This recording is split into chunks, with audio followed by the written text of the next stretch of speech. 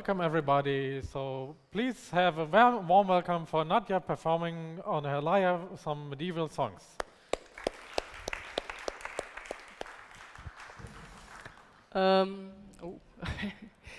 Actually, the program says performance of medieval songs, but and I indeed plan to sing them to you. But I want to explain also a bit. I'm not sure now we have some kind of very strange. Do you hear me? Yeah, it's better. Yeah. Okay. So, and also the whole thing will be a bit improvised because I was first just for half an hour, and now I have to make it longer, which is fine, but which was not prepared. Anyway, so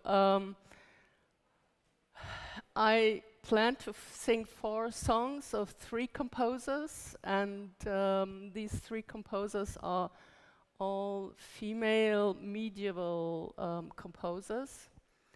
And the songs themselves are the oldest known songs where the authorship was of a female. Of course, musical notation is much older. It's actually during the Babylonian times they had music notation, and the old Egypts had some kind of notation. But unfortunately, up to now, people are not really able to decipher the notation. It's the information giving on charts and so on is not enough to recover the songs.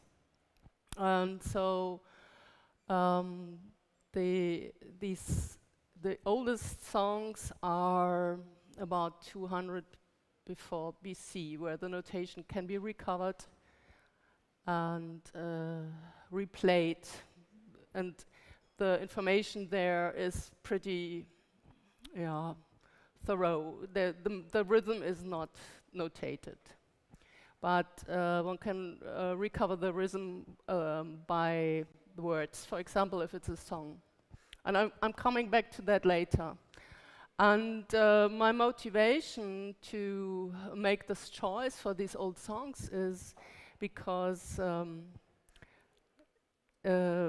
I found it very interesting that there is these very old examples of musical notation, like 200 before Christ, and the oldest examples of female compositions are over 1,000 years later. And the reason is, of course, because musical notation was very expensive and authorship was also another thing. And how is this connected to this whole event here? I think in this event there's a lot thought going into also musical notation. You might not see it in this way, but I think it is going in this direction because, for example, there are a lot of discussions about the programming wheel of the marble machine. Maybe you have followed this discussion, I don't know. Also, there were some, actually Martin was also presenting one video where he showed the piano roll of Joseph Haydn. I don't know who saw the video. And I found it interesting that he was saying, oh, this is probably the first recording ever. And I found this view very interesting. I think it's totally valid to put it this way, but I think it's more, a piano roll for me is more a kind of putting down musical notation, because you put the music into some kind of code.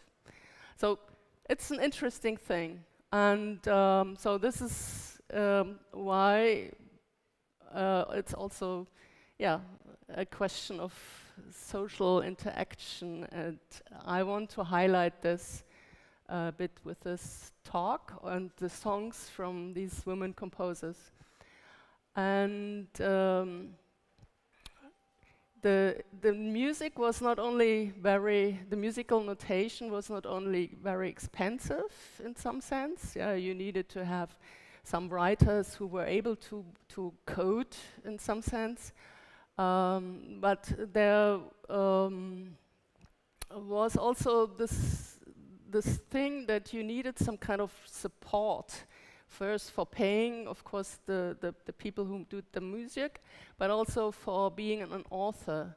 Without support, everything was very, very difficult. And in fact, most of the music that was written in the Middle Ages is somehow related to some kind of group which wanted to put forth its agenda.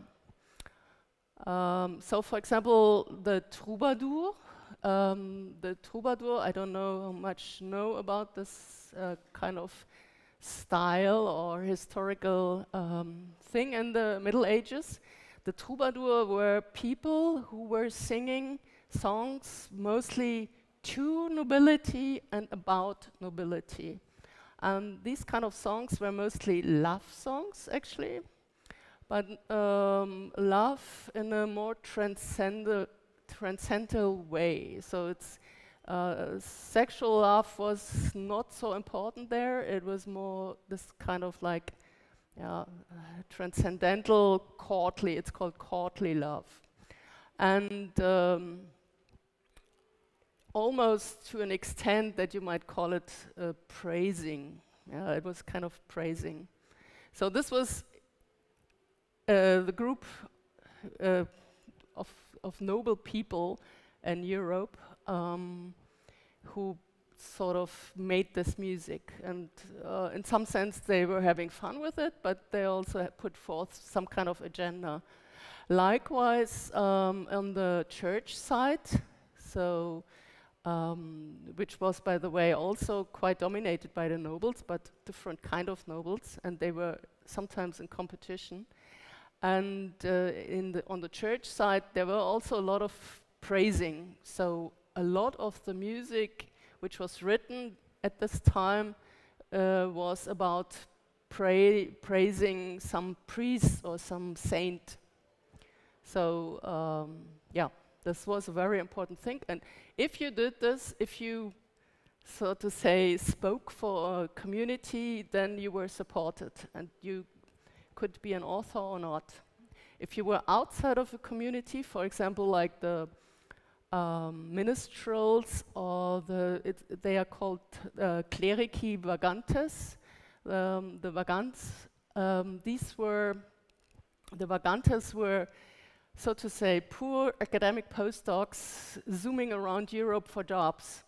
It's really true. They had in the Middle Ages, the first universities came up. They educated a lot of people, and these people were then going from church to the monastery to next church and looking for jobs, teaching jobs, going to some village school and whatever. So they were highly educated, but sort of precarious. And of course, they were highly critical also of the clerus, who was having a safe job.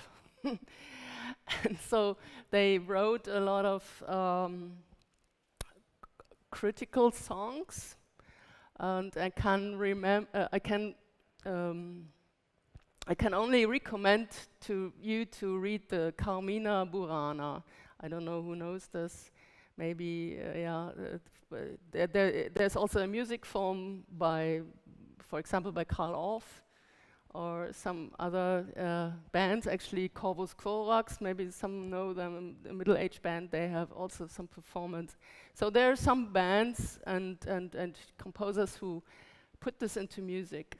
So yeah, this Vagantes were a clerical underclass, and for that reason, they didn't put their names on the songs. Authorship was highly critical in this point. So, and this explains a bit also why this authorship of female authors was so much delayed, I think. Okay, but not only verses and text was a problem, actually. Many of you maybe know about this, but in the 14th century, a new kind of type of music appeared the Ars Nova. It was a polyphony, and it was to be played in churches. There were highly difficult compositions made for this. Guillaume de Machaut, maybe you know some of them. And already this was a problem. It was really the case that popes, it was John the 22nd, wrote a decree where he was forbidding to perform this polyphonic music in churches. And I'll read you what he wrote in his decree, what the reason was. He cites Boëthius. Boëthius was some philosopher, a Roman actually. And now I cite from the decree. Boëthius himself certainly has not spoken in vain. A lascivious mind takes pleasure in the more lascivious modes, or is often softened and moved upon hearing them. So this was his reason why he was forbidding this polyphonic music. And yeah, so quite interesting. Under punishment, you were not allowed to perform this. Later on, of course, they put this in. Okay, so, but then let's start with the compositions. And I'm going back in time, so I start with the youngest, in quotation marks, Béatrice de Dia. Béatrice was born in Dia, that's a city in the south of France. That's why she's called Béatrice de Dia. And she was a female troubadour. So I already told you about the troubadours. They were writing love songs, courtly love songs, and I'm going to read to you the text in English so that you can understand also the kind of thinking of this time and what this is about. And yes, this is actually probably as far as I know, the oldest secular music of a female composer. Unfortunately, only for one of her songs, the music notation was kept or found, but at least it is one of these of her songs survived. The other songs are also there, still the text is there. I also should say, if I say songs now, and I'm always speaking about the musical notation, because of course there are works, verses and songs without music, which are much older. Most famous is, of course, Sappho from 500 or something before Christ. Okay, so the oldest secular music, and Béatrice de Dia is now, jetzt brauchen wir die Bilder ganz kurz. Béatrice de Dia, there's not much known about her, the first one. No, yeah. It's not much known about her. The red text you see about above the woman there, this is her CV. And I tell you what's written there, because it's written in Occitan. Occitan is a language which is actually still spoken in southern France. It's something between French and Spanish, Pyrenees, something. Okay, and the song is also in Occitan. And the whole one should also say that in the medieval France, the whole southern France was quite different from the northern part. So they had really quite a different culture there. Also, there were so-called Christian sects, you say sometimes, but you could say also Christian movements, like the so-called Cathars. The Cathars were, one could see them as a kind of like precursor to Protestantism. They were not in favor of pictures. They were not taking taxes from the farmers, which was, of course, the biggest problem because the northern churches, they always took a lot of tax. And they were partially supported by the southern France nobility. And this was, of course, a big problem for the northern parts. Okay, so, and this is now Beatrice, and her CV says, the Countess of Dier, a good and beautiful dame, was the wife of Seigneur Wilhelm of Poitiers.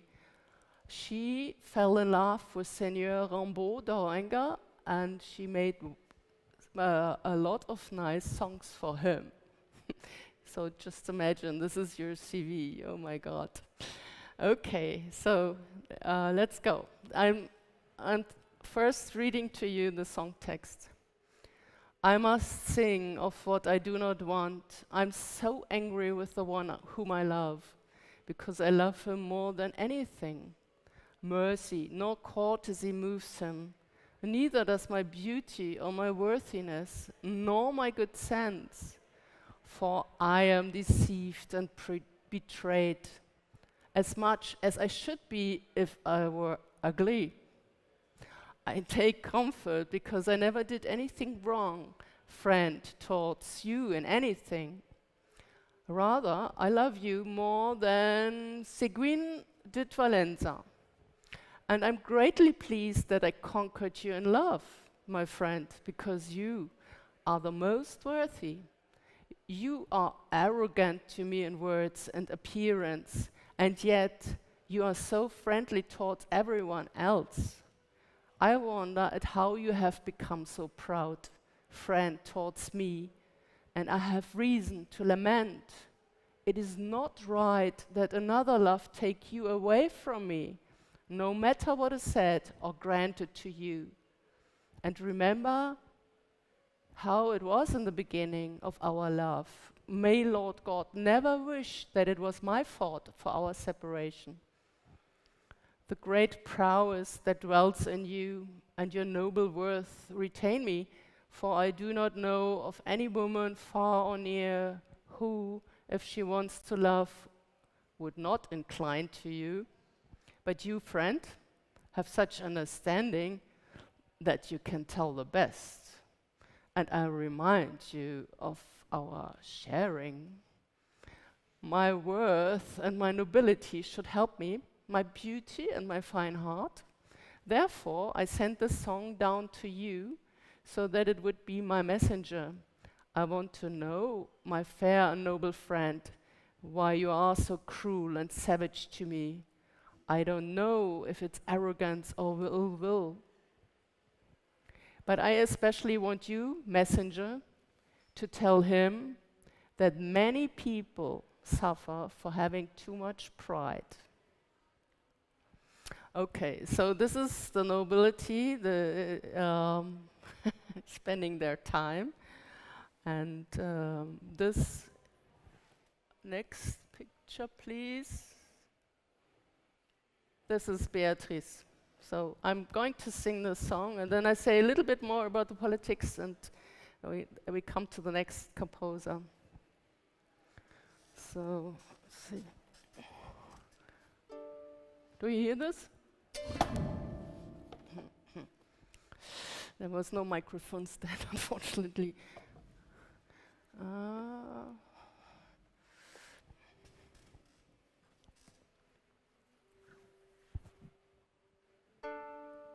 Do you hear this? Okay. I'm not sure how this. Oh, do you hear me my voice now? And it's maybe not so. Okay.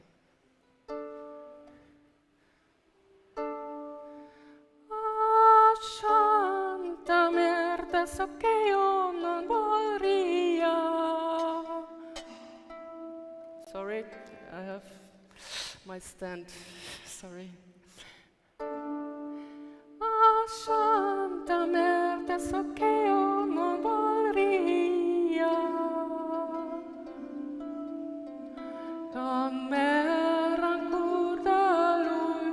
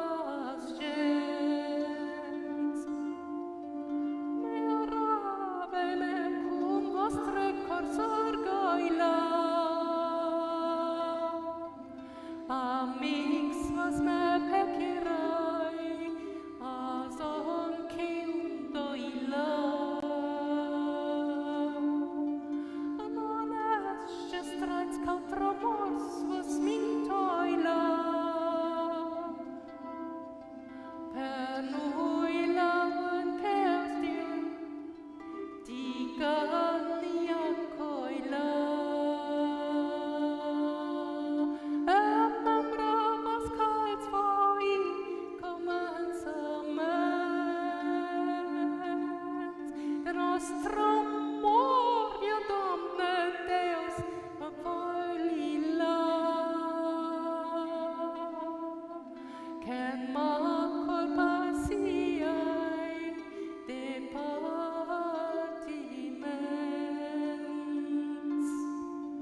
prae sacrans quel vostre cosais ina allor expens cavets mennataina cuna non sai loitana ni vesina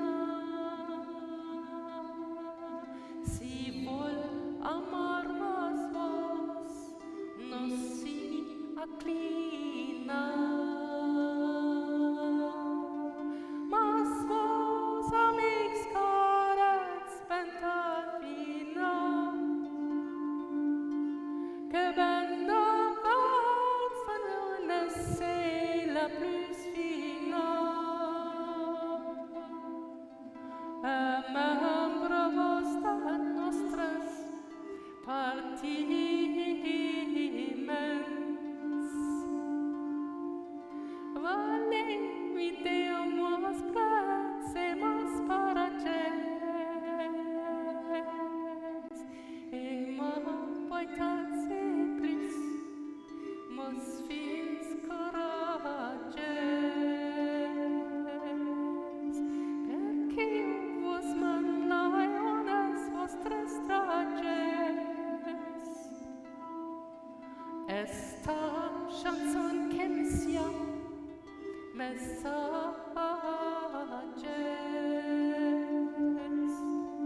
eman sabelo meus bels amics gens perché vots mentant ni vers ni salvages non sais es orgoi o mal talents mas tan plus politigas messages qu'entro d'orgoia gran dan maintas gens. Okay.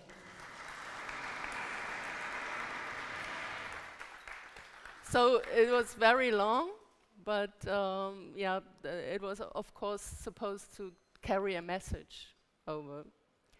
And yeah, I hope you got the message. So it was supposed to be sung by a messenger to someone else. Okay, so and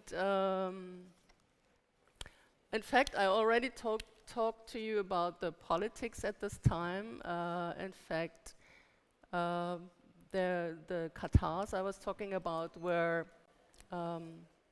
yeah, they were persecuted. They were actually killed, and later on by the Northern Church, you can say.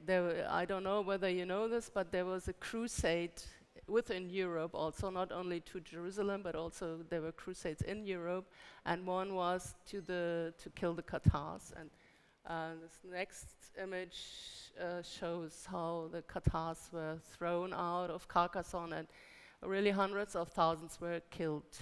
So this was a real massacre, and it was led actually by Cistercian monks. And now I'm coming to the Cistercian monks. And put on the next composer, which is Hildegard von Bingen. And this is also a connection to this event here, because Hildegard, as probably you couldn't have missed this, Hildegard is a local hero here. She was born to a noble family already in the 11th century. So she was born in 1098 in a close nearby. And she was the youngest child, so she was dedicated to the church. And she went, when she was 8 years old, she went into a monastery. She was put into a monastery. And actually, together with 2 other older girls, she was put into an kind of enclosure. It's called enclosure. So this was the monastery she was going to be put was a male monastery, and they had some kind of like little section, an enclosure, where the girls were put. And then she grew up basically there while she was getting older. The section grew into a kind of monastery, a female monastery. So at the age of 14, she became a nun. She did her profess. And at the age of about 38, she was magistra. This is a kind of like almost abbess. Yeah, it was an enclosure which was big, getting big enough, and so she became a kind of abbess there. But she wanted to have her own monastery, and this was she was clashing with the monks in this monastery, and in fact with the biggest monk, Kuno von Disibodenberg, and. So yeah, she was getting very sick because of that, and she had already, as a young woman, had already some kind of like visions. She is always calling this visions, but some people think she had migraine or maybe hallucinating because of taking some herbs, whatever. And she then, after she had been very sick, she decided to write down her visions. And next image. This is Hildegard, how she depicted herself and how she got the visions. Next to her is a monk. It's Monk Vollmar. And he was helping her to write up everything. And yes, so this is how she's put herself. She writes also about herself that at the age of 42, I had these visions. And she had these visions, and she wanted also to say that these came from God. So these visions came from God. And this was, of course, quite a thing. Yeah, you couldn't just say visions, I'm sort of say, infused by God. And so there was big discussions, and of course, this was also highly dangerous back at these times because there was Inquisition and all. And so this, in the end, this was put really in front of the Pope, this whole story, and the Pope, but she was lucky, the Pope, Eugenius III, he decided that she was able to publish these visions. And okay, after that she had carte blanche, basically. She could do whatever she wanted, and then she really went off and founded her own monastery. I forgot to say, the reason why they wouldn't let her go was, of course, that she was attracting a lot of young women to the female part, and noble young women. She was insisting on nobility there, and these young women brought their dowry with them. So, and this was, of course, an income source the monks wouldn't like to let go. Okay, and then she founded a monastery. It's Rupertsberg. It's on the other side of the Rhine. It's at the Nahe. Yeah, there's still. There's not. There are almost no remnants. And this other monastery, by the way, where she was before, for the monks, this is also on the other side of the Rhine. You can go there. There are still some ruins. And then afterwards, she also founded a new monastery, which was not only for nobles, but for all, here in Rüdesheim. It's up the hill. It's maybe you heard about it. It's a monastery. It's still in life monastery. There are real nuns there. It's Benedictine order. Yeah, this is the original follower of Hildegard's monastery. So she was very important for this whole area in this sense, but not only in a church sense, but she was very interested in giving a kind of higher education to the girls, and so she also communicated with a lot of people in the church, nearer church context, one could say, and in particular also with Bernard de Clairvaux. He was a Cistercienser who brought this whole Cistercian movement to a rather big movement, and he was also supportive then of her. And but I think she had also some other connections, and then maybe in the next image, yeah, what you see here is from this very strange publication, the Scivias. It's a kind of Genesis story. So she is retelling the Genesis, just a little bit different than it's in the Bible. And actually this here is supposed to be the cosmos, our universe. In the middle you see a sand ball with a mountain, and then around it is water and earth and fire. And this image is actually pretty much the same image that was given by Plato, the Greek philosopher, around 350 to 425 to 350 before Christ. It's written in the Timaeus. There, the world is described as a creature and form of a rotating globe, which contains the four elements: fire, air, water, and earth. So maybe next image. This is from a later book. It's from the Liber Divinorum Operum, and next. And here you see maybe how she depicted the creature of a rotating globe. So I saw these pictures and I thought, oh my God, this is like Plato, and tried to find a connection where she might have gotten these ideas. And in fact, she was probably in some kind of contact with the school of Chartres, who was very in favor of Plato, and likewise the later school in Paris, the school of Notre Dame, with and Peter Abelard, maybe you know him. He was also in favor. He was in Paris, and he was also quite in favor of Plato. So, and this was a new school. This was very contested. In fact, Peter Abelard had a lot of troubles with the official church, actually also because he had an affair with a woman, also Eloise, who was very doing her own thing. So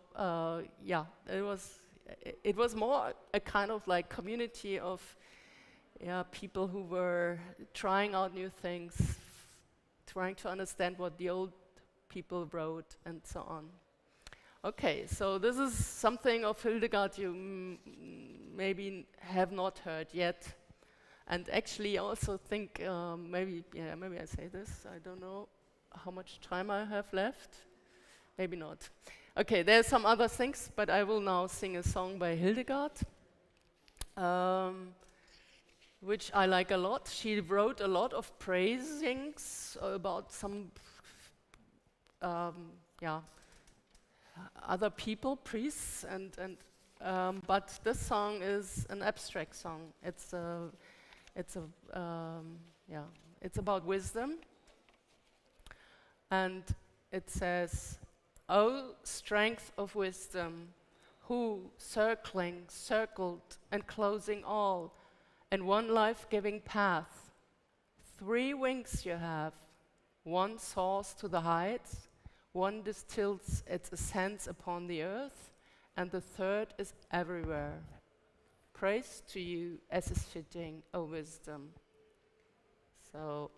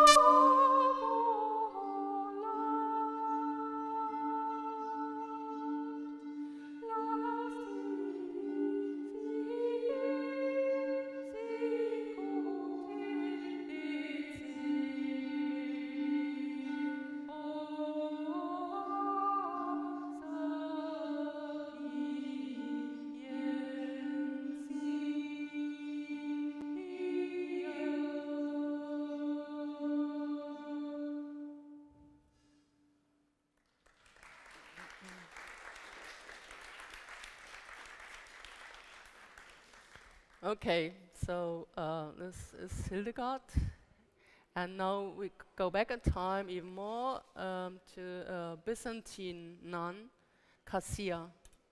And Cassia was also very interesting. I don't know how much time I have because I had started at some time. How much? 15. Okay. Okay. So I go back to Cassia. And in time, she was born in 810. And these songs are the oldest known compositions of a female composer. And she was also very similar in some sense to to Hildegard, because she came also from nobility and became a nun. But her life was a little bit different because she was first thought to be married to the Byzantine emperor Theophilus. But and there is an anecdote to this, which is written up by 3 different archival historians, so it's probably true. And the story goes as follows. So Cassia was very beautiful, and she was chosen to be a bride. And so Theophilus, the young Theophilus, had a bridal show in 826 in Constantinople. And the young women were lined up in a circle, and he was going around in the circle, looking at every woman, trying to find the nicest and most beautiful woman. And then he stopped in front of Cassia, and then, sort of in order to provoke her, he said a lot of bad things came from women. And yeah, she didn't keep silent. She said, but a lot of good things also came from women. Of course, he was referring to the bad, the Eve and the sin, and she was referring to Mary and Jesus. And in order to make you acquainted with her wit for forming also words, she wrote songs and in fact text. A text was very important for her. She used the text also for displaying rhythm. And so he said, apparently, egeneikos tachero, and she answered, chek gigeneikos takrito, in Greek. So you see, it rhymes. It was perfect. But apparently this was a bit too impertinent for that time. Whatever, Theophilus went on and chose another woman. He chose Theodora. And so a lot of people think, okay, because of this thing, she went to become a nun and so on, but it's more probably the case that she was already beforehand more interested in a life in a monastery, because she had already a lot of contacts to monks in the so-called student monastery. So Theodore the student, he's quite well known among church people. He was, so to say, helping her also to found her own monastery, and to also to keep her pieces which she had written in some kind of archive. The student monastery still sort of exists in Istanbul. It's somewhere a parking place, something kind of thing. So it's, yeah, not much is left. But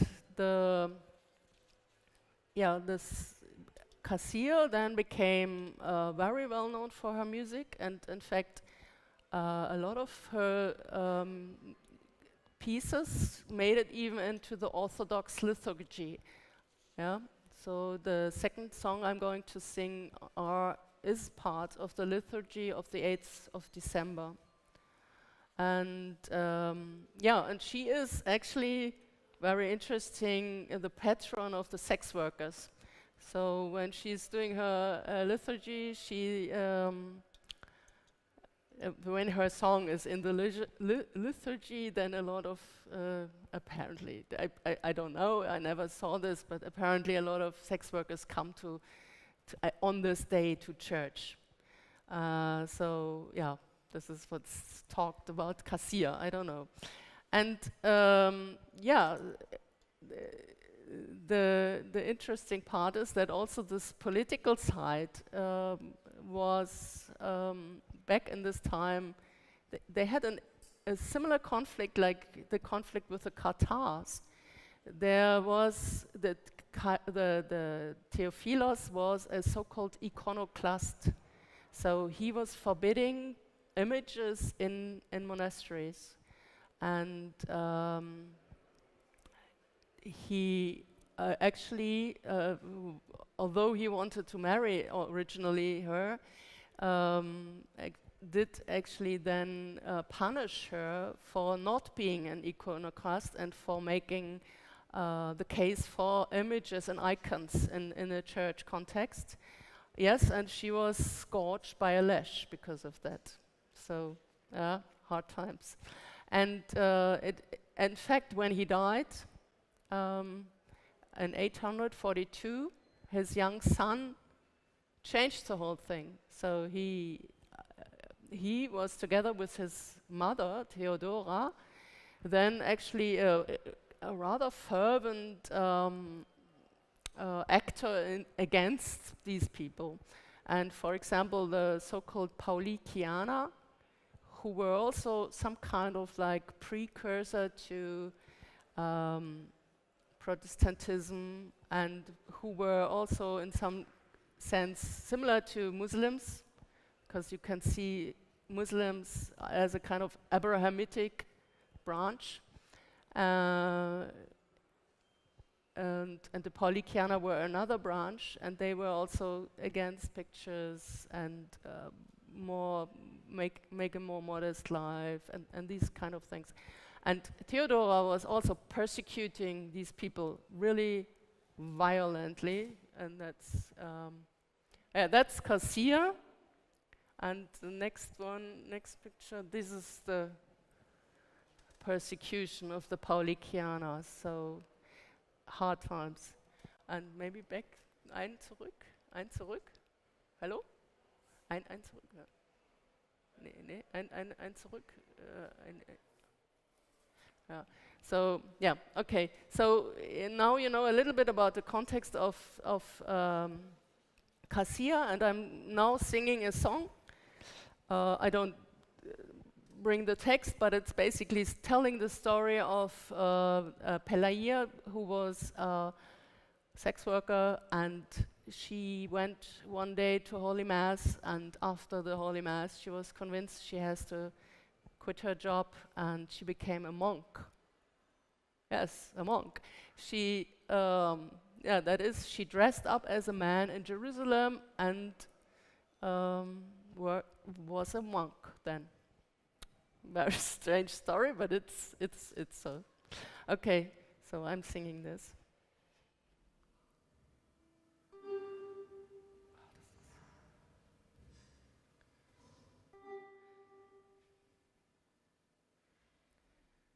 Do you hear this? Because I don't hear it. Huh? Okay.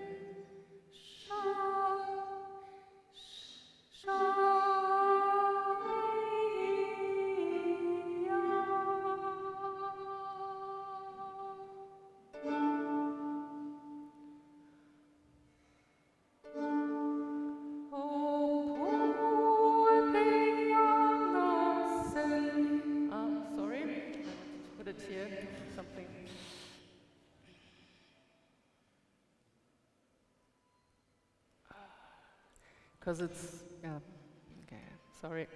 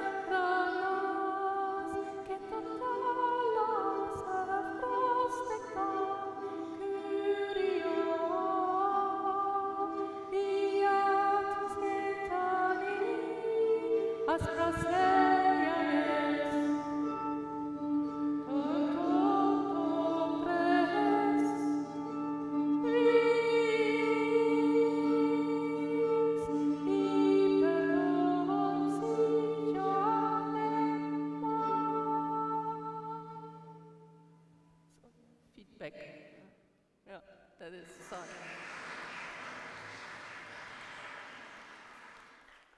Okay, and the last song, and then we are done. I only sing the first part. This is part of the Orthodox liturgy.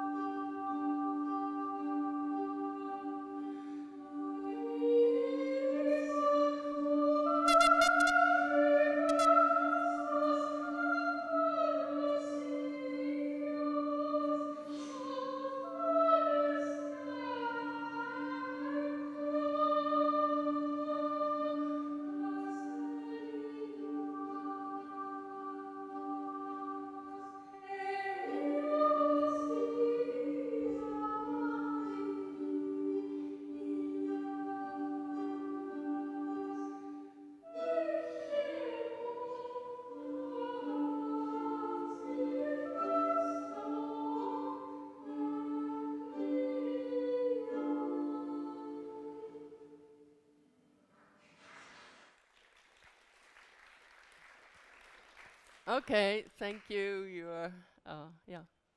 You're welcome to ask questions. I don't know whether I can answer them, but if also after the concert. Okay.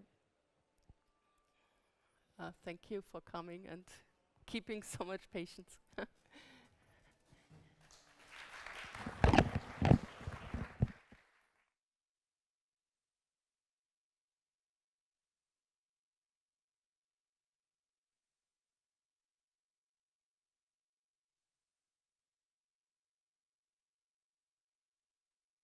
We're just gonna get this mic sorted. Thank you. I was gonna ask you, how is the music notation for, like, how did you take the music notation from that time and you move it to right now? How does that work? How does that work?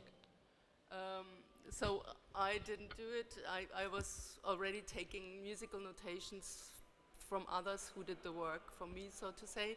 But the Greek, I know that for the Greek system, there a lot of people, a lot of the Greeks wrote themselves about the system and why they chose this system. And there were highly musical theoretical texts. Actually, it was that Cassia is, I think she is seen as in charge for the Mixolydian scale. So if you know a bit music theory, she's supposed to. I mean, you can't invent it because it's just a scale, but she was, so to say, bringing this forward or discovering it. Let's put it this way. Yeah, that's what she's known for, actually. So the old Greeks wrote a lot about the scales, and so you can somehow you understand this. And the rhythm, I found the rhythm that actually I did this myself, and I found, for example, this Pius Pelagia. If you look at the words, it's almost pressing to choose a certain rhythm because it makes no other sense. It sounds strange if you if you stress a word. If you say Pelagia, then you can't choose it in a different way. So actually, I think really that the words were very important to transfer the information of rhythm. Yeah, that's everything I can say. Of course, this transcribing the music is not so easy, but for the Greek literature, it's very well understood. They actually wrote the notation over the text, so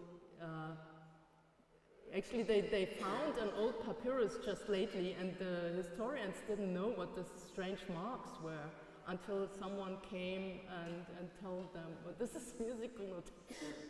So yeah, it's not so well known, but